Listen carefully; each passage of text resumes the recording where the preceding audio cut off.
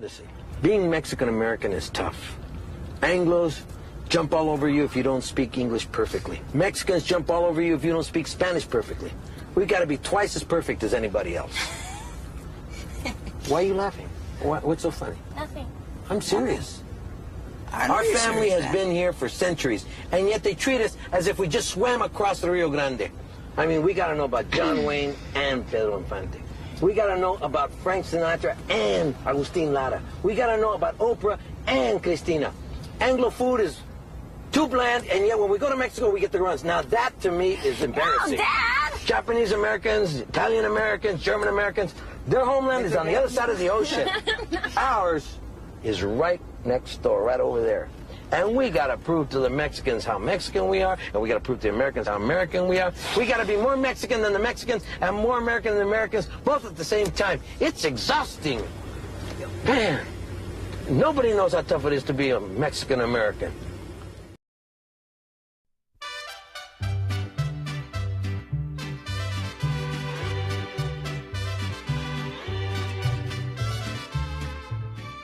What does it mean to be Mexican-American? Eating together at the dinner table, one of my family's most important routines, gave me the most insight into their culture. At this gathering, I was exposed to food, language, music, religion, and other facets that shaped my understanding of typical Mexican life. As a subculture, Chicanos are exposed to both Mexican and American ways of thinking, which are learned in and outside the familial setting. This exposure to both cultures often creates issues in cultural identity. Mexican Americans are often left wondering where they fit in either culture. In 2010, Mexicans were the largest growing minority group in the United States, with a population of nearly 32 million. With such great numbers, the cultural identity of many Mexican American youth is constantly being questioned. What does it mean to be part of this group, and what do they take away? To answer this question, I've asked 3 young Mexican Americans about their own experiences and thoughts about their culture and identity.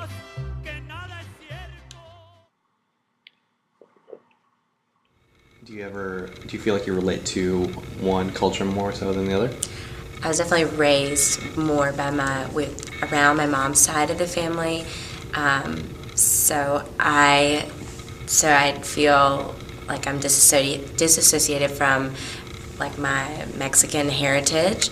My dad doesn't speak Spanish to us, and sometimes he watches TV in Spanish, but that's the extent of my like relationship, I guess, with the culture, to the culture.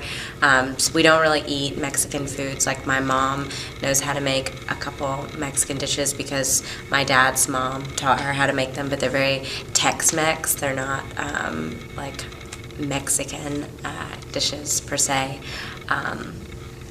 So I guess I relate more to white culture, and I feel like I should have more. I should know more about my background, and I should be more in tune with that, but I'm not at all. Do you think when you're older you'll kind of instill those Mexican values and morals and practices in your kids? Absolutely. Yeah, definitely. Like they have to speak Spanish. Like when they come out, they're speaking Spanish. What does it mean for you to be Mexican American? Just makes you different, really. Like, you know, like you go to different households and you see like different things, and like it kind of makes you happy to be who you are, and like being raised in a family that like, you know, cares so much about family. So I don't know, I like it. Like it's different. You've never questioned at all like where you fit in, kind of like you've always like felt like you've had a place? Now I feel it's like more comfortable because like, you know, like you can be who you are and be like comfortable with it, and like people like respect it, and like, but like when you were younger, like people would always judge you. You know what I mean? So like at that time, like it was like harder because like you had to like, you know, like you were kind of like an outsider if you weren't. You know what I mean? But like now it's like more common of people, so it's like you can actually be like comfortable and like you know what I mean? Yeah. Have I felt confused about I've felt confused about what I should feel or what I should who I should be. Like, should I be making what my parents taught me, or like should I be learning how to cook Mexican food? Should I be talking more in Spanish? Like, I get confused about that. Like, who am I supposed to be? Or can I have both of those things in my life and have, like, a balance? What's your relationship with the Spanish language? Well, I would say that growing up, I knew that my dad used to speak Spanish. It was his first language. And I was really upset that I wasn't learning Spanish. I would ask him a lot to speak to me in Spanish because I was upset that, like, my sisters and I were losing that part of our culture and that opportunity.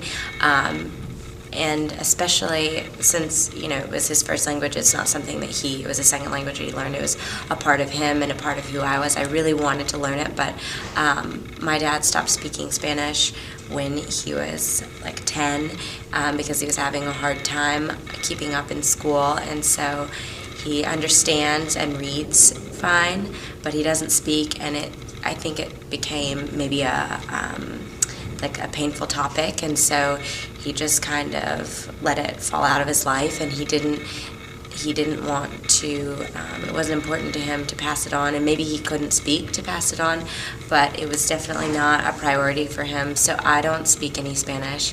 I don't really understand very much Spanish, and I'm kind of, I get frustrated with myself that I don't know that, and it's embarrassing to me a little bit that I don't, and I feel like, I feel very, I feel very much like out of the loop, and I feel like I'm like fake or something because I don't speak Spanish and I don't understand it, and I can't really, I just feel like I'm like whitewashed because I don't know Spanish.